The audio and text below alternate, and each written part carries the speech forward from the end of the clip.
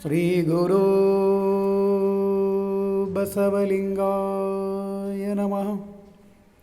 ಈ ದಿನ ಶೂನ್ಯ ಪೀಠಾಧೀಶ ಅಲ್ಲಮಪ್ರಭುದೇವರ ಒಂದು ವಚನವನ್ನು ನಾವು ನೋಡೋಣ. ಅಂಗದೊಳಗಣ ಲಿಂಗ, ಲಿಂಗದೊಳಗಣ ಅಂಗ. ಅಂಗದೊಳಗಣ ಲಿಂಗ, ಲಿಂಗದೊಳಗಣ ಅಂಗ. ಅಂಗ ಲಿಂಗ ಸಂಗ ಹಿಂಗದಂತೆ ಮಾಡಿರಿ. ಅಂಗ ಲಿಂಗ ಸಂಗ ಹಿಂಗದಂತೆ ಮಾಡಿರಿ. ದೇವ ದೇವ ಎಂಬಿರಿ ಬಲ್ಲವರು, ದೇವ ದೇವ ಎಂಬಿರಿ ಬಲ್ಲವರು. ಲಿಂಗವ ಬಲ್ಲವರು ಹಿಡಿದುಕೊಳ್ಳರೆ, ಲಿಂಗವ ಬಲ್ಲವರು ಹಿಡಿದುಕೊಳ್ಳರೆ. ತಾ ಸತ್ತು ಲಿಂಗವ ಕೂಡಿಹೇನೆಂದರೆ, ತಾ ಸತ್ತು ಲಿಂಗವ ಕೂಡಿಹೇನೆಂದರೆ. ಗುಹೇಶ್ವರಂಗೆ ಬೇರೊಂದು ಟಾ ಉಂಟು ಹೇಳಿರಿ. ಗುಹೇಶ್ವರಂಗೆ ಬೇರೊಂದು ಟಾ ಉಂಟೆ ಹೇಳಿರಿ. ಇಲ್ಲಿ ಅಲ್ಲಮಪ್ರಭುದೇವರು ಈ ವಚನದಲ್ಲಿ ಏನು ಹೇಳ್ತಿದ್ದಾರೆ ಅಂದ್ರೆ, ನಮ್ಮನ್ನು ಬಿಟ್ಟು ದೇವರಿಲ್ಲ, ದೇವರು ಬಿಟ್ಟು ನಾವಿಲ್ಲ.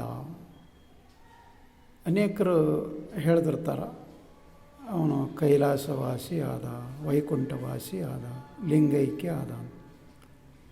ಅಂದರೆ ಇನ್ನು ಅನೇಕರು ಒಂದು ಆಡು ಭಾಷೆಯಲ್ಲಿ ದೇವರನ್ನು ಕೂಡಿದ ಅಂತ ಹೇಳ್ತಾ ಇರ್ತಾರೆ. ಅದಕ್ಕೆ ಹಾಗಾದರೆ ದೇವರು ಬಿಟ್ಟು ನೀನು ಇಲ್ಲಿವರೆಗೆ ಇದ್ದೀಯೇನೋ,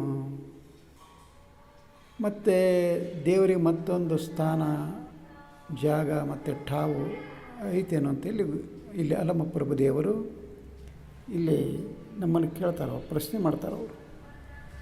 ಆ ದೇವನಿಗೆ ಮತ್ತೊಂದು ಸ್ಥಳ ಐತೇನೋ, ಅಲ್ಲಿ ಹೋಗಿ ನಾನು ಕೂಡ್ತೀನಿ ಸತ್ತ ಮೇಲೆ ಅನ್ನೋದಕ್ಕೆ ಅಂತ ಹೇಳಿ ಇಲ್ಲಿ ಅವರು ಕೇಳ್ತಾ ಇದ್ದಾರೆ, ಪ್ರಶ್ನೆ ಮಾಡ್ತಾರೆ. ಅಂಗದೊಳಗಣ ಲಿಂಗ, ಲಿಂಗದೊಳಗಣ ಅಂಗ.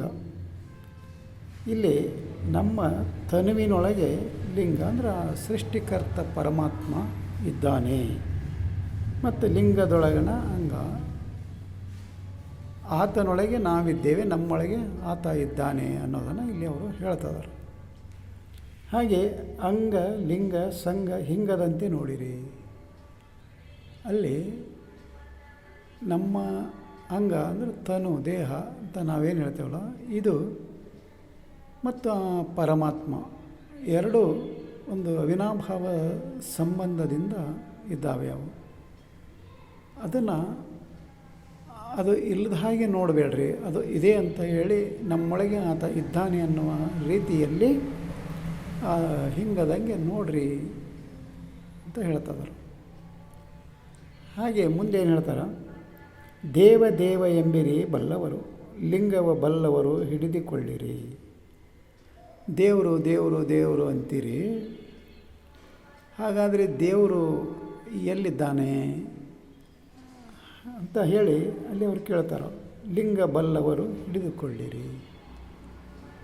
ಹಾಗಾದ್ರೆ ದೇವರನ್ನು ನೀವು ಹಿಡ್ಕೊಳ್ಳೋಕ್ಕಾಗ್ತತ್ತೇನೋ, ಅದು ಹಿಡಿದುಕೊಳ್ಳೋದು ಆಗುವಂಥ ಒಂದು ವಸ್ತುವೇನೋ ಅದು ಅಂತ ಇಲ್ಲಿ ಕೇಳ್ತಾ ಇದ್ದಾರೆ. ಹಾಗೆ ಮುಂದೆ ಏನು ಹೇಳ್ತಾರೆ, ತಾ ಸತ್ತು ಲಿಂಗವ ಕೂಡಿಹೇನೆಂದರೆ. ನಾನು ಸತ್ತ ಮೇಲೆ ಆ ದೇವ್ರನ್ನ ಕೂಡ್ತೀನಿ, ಆ ದೇವರೊಳಗೆ ನಾನು ಒಂದಾಗ್ತೀನಿ ಅನ್ನುವಂತಹ ಒಂದು ವಿಚಾರವನ್ನು ಅಲ್ಲಿ ಕೇಳ್ತಾರೆ. ತಾ ಸತ್ತು ಲಿಂಗವ ಕೂಡಿಹೇನೆಂದರೆ. ಗುಹೇಶ್ವರಂಗೆ ಬೇರೊಂದು ಟಾ ಉಂಟು ಹೇಳಿರಿ. ಹಾಗಾದ್ರೆ ಆತ ಎಲ್ಲಿದ್ದಾನವ ದೇವರು? ತನ್ನೊಳಗೆ ಇರುವಂಥ ದೇವನನ್ನು ಅರಿತುಕೊಳ್ಳದೆ ಮತ್ತೊಂದು ಸ್ಥಾನದಲ್ಲಿದ್ದಾನವನು ಅಂತ ಹೇಳಿ, ನಾ ಸತ್ತ ಮೇಲೆ ದೇವರು ಕೂಡ್ತಾನೆ ಅಂತ ಹೇಳಿ ಅನೇಕರು ಹೇಳ್ತಿರ್ತಾರೆ, ನಾ ಸತ್ತ ಮೇಲೆ ದೇವ್ರನ್ನ ಕೂಡ್ತೀನಿ. ಹಾಗಾದರೆ ಆತ ದೇವರು ಎಲ್ಲಿದ್ದಾನ?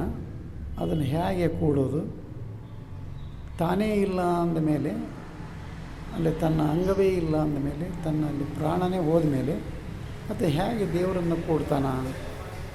ಹಾಗಾದ್ರೆ ಆತ ಯಾವ ಠಾವಿನಲ್ಲಿದ್ದಾನ ದೇವರು, ಯಾವ ಸ್ಥಳದಲ್ಲಿದ್ದಾನ? ಅವನು ಮತ್ತೆ ಬೇರೊಂದು ಠಾವು ಉಂಟೆ ಅಂತ ಇಲ್ಲಿ ಅವರು ಕೇಳ್ತಾ ಇದ್ದಾರೆ ಅಲ್ಲಮಪ್ರಭು ದೇವರು. ಅಂದರೆ ಆ ದೇವರು ಬೇರೆ ಕಡೆ ಇರುವಂಥ ಠಾವು ಇಲ್ಲ, ಮತ್ತು ಆ ದೇವರು ಇರದಂಥ ಠಾವು ಇಲ್ಲ.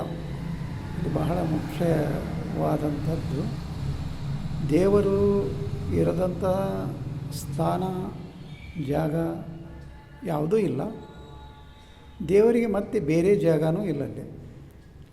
ಆತ ನಮ್ಮೊಡನೆ ಇದ್ದಾನೆ. ನಮ್ಮ ಒಂದು ಏನು ನಾವು ಆತ್ಮ ಅಂತ ಏನು ಕರಿತೀವಲ್ಲ, ಈ ದೇಹದೊಳಗೆ ಆತ ಒಂದು ಓತಪ್ರೋತವಾಗಿ ನಮ್ಮೊಡನೆ ಆತ ದೇವ ತುಂಬಿಕೊಂಡಿದ್ದಾನೆ. ಅದಕ್ಕೆ ಆತನನ್ನು ಹುಡುಕೊಂಡು ಹೋಗುವಂಥ, ಆತನನ್ನು ಅರಸುವಂಥ ವಿಚಾರಗಳನ್ನು ನಮ್ಮ ಶರಣರು ಒಪ್ಪೋದಿಲ್ಲ. ಯಾಕಂದರೆ ತಾನೇ ಅಲ್ಲಿ ದೇವನೊಡನೆ ಇದ್ದಾಗ, ದೇವನ ಜೊತೆಗೆ ಇದ್ದಾಗ ಮತ್ತೆ ಮತ್ತೊಂದು ಅಲ್ಲೈತಿ ಇಲ್ಲೈತಿ ಅಂತೇಳಿ ಅರಸೋದನ್ನು ನಮ್ಮ ಶರಣರು ಒಪ್ಪೋದಿಲ್ಲ. ಹಾಗಾದರೆ ಇಲ್ಲಿ ಅಲ್ಲಮಪ್ರಭು ದೇವರ ಈ ವಚನದ ಒಂದು ಸಾರಾಂಶ ಏನು ಅಂತ ಕೇಳಿದಾಗ, ದೇವರು ಅಲ್ಲಿದ್ದಾನೆ, ಇಲ್ಲಿದ್ದಾನೆ, ಗುಡ್ಡದಾಗದಾನ, ಬೆಟ್ಟದಾಗದಾನ, ನೀರಿನಾಗದಾನ, ಬೆಂಕಿಯಾಗದಾನ, ಅಲ್ಲಿದ್ದಾನೆ, ಇಲ್ಲಿದ್ದಾನೆ ಅಂತ ಹುಡುಕಕ್ಕೆ ಹೋಗಬೇಡ್ರಿ. ನಿನ್ನೊಳಗಿರುವಂಥ ಪರಮಾತ್ಮನನ್ನು ನೀವು ಅರಿತುಕೊಳ್ಳಬೇಕು.